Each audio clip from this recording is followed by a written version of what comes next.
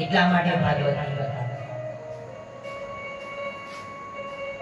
એટલું જ નહીં, જ્યારે પરીક્ષિત રાજાને શ્રાપ મળ્યો તો 7 દિવસનો તક્ષક નાગ કરડશે.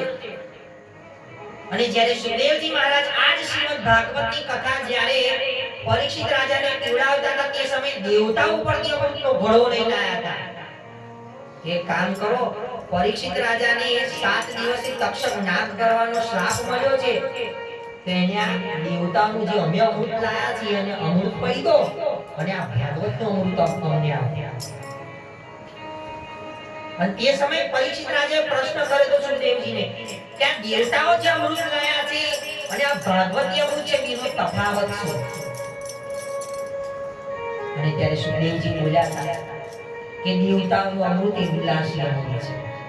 તો કે કેવી રીતે? તો કે દેવતાઓ વિલાસની અંદર સોમરાસ પાન કરે, અપ્સરાઓનું નૃત્ય દેખે એટલે દેવતાઓ વિલાસી થયા છે. અને જ્યારે આ ભાગવતી અમૃત શું ફાયદો? તો કે ભાગવતી અમૃતનો એ ફાયદો, આ જે ભાગવત કથા ગ્રહણ કરે એનો એ ફાયદો કે તમને જે જીવન મળ્યું એ જીવન કેવી રીતે જીવવું એ ભાગવત કથા.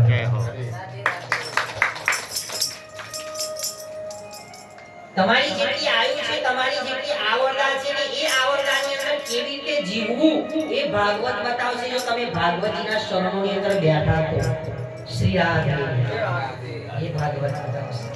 એટલું નહીં, આ ભાગવતનો સંતોનો સંગ બી કરાવશે.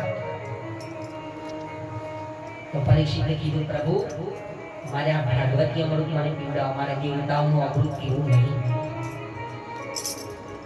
અને પીવું હોય તો આ ભાગવતી અમૃત સાચું.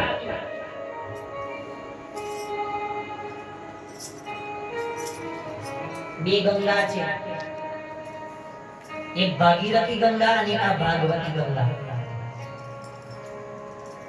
એક ગંગા છે જે બધાના શરીરના પાપને દૂર કરે છે અને આ ગંગા છે જે તમારા શરીર અને શરીરની અંદર મન અને મનની અંદર જે પાપ કરવાની વૃત્તિ છે એ દૂર કરે. આ ભાગવત જો તમે એના શરણોની અંદર બેઠા હોય તો.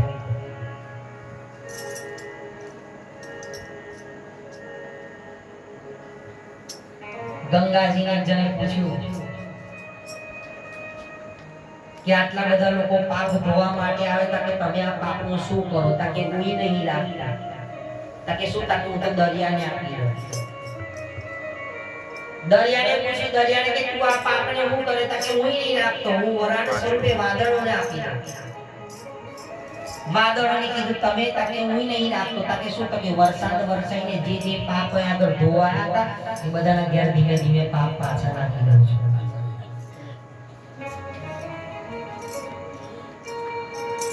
અને સત્ય હકીકત છે કે તમારા શરીરથી જો પાપ થયા હોય ને તો એ પાપ કોણ દૂર કરે? તો કે ભાગીરથી ગંગા. 100% સાચી વાત છે. પણ તમારા અંદર પાપ કરવાની વૃત્તિને જો આપણે મારી નાખી હોય તો કઈ દેવાનું? તો કે આ ભાગવતી ગંગા. આ કથા તમે સાંભળો, તમારી અંદર જ્ઞાન થશે અને એ જ્ઞાનથી તમારી અંદર ભગવાન માટે પ્રેમ ભક્તિ જાગૃત થશે. આ ભાગવતી ગંગા.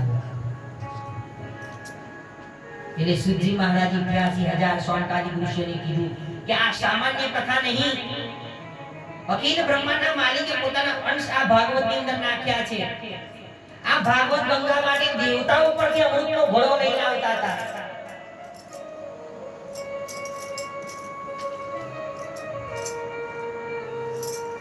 એટલે પરીક્ષિત પીવું હોય તો આ ભાગવતનું અમૃત જ્યારે સુખદેવજી મહારાજે પરીક્ષિતે કીધું અને